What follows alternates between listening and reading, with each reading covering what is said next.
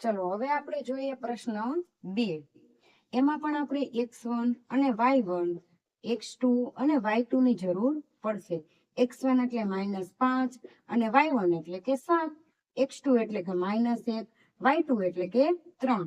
ચલો a અને b બિંદુ તરીકે લઈએ તો ab નો સ્ક્વેર x1 - x2 નો સ્ક્વેર પ્લસ y1 - y2 નો સ્ક્વેર. x1 એટલે -5 માઇનસ x2 એટલે કેટલા આવશે -1. અહીંયા આપણે છગડીયો કૌંસ કરી નાખીએ, બરોબર. ચલો એનો સ્ક્વેર. y1 એટલે કેટલા આવશે 7 અને માઇનસ y2 એટલે કે આવશે 3 એનો સ્ક્વેર. ચલો -5 ના -5 માઇનસ માઇનસ પ્લસ 1 આખા એનો સ્ક્વેર પ્લસ 7 માંથી 3 જાય કેટલા આવે 4 એનો સ્ક્વેર. -5 માંથી +1 જાય એટલે 4 વધે.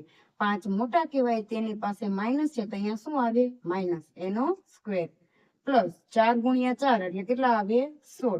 અહીંયા પણ -4 ગુણ્યા -4 એટલે કેટલા આવે 16 પ્લસ 16 એટલે કેટલા આવશે 32 આવશે ab નો સ્ક્વેર.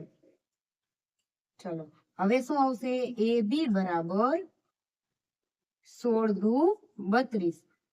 ab બરાબર 16 નું વર્ગમૂળ નીકળે 4 ગુણ્યા 4 એટલે 4 વર્ગમૂળ નીકળી જાય, બરોબર. 16 નું અંદર વધે 2 તો આપણને a અને b બિંદુ વચ્ચેનું અંતર મળી ગયું 4 વર્ગમૂળમાં 2.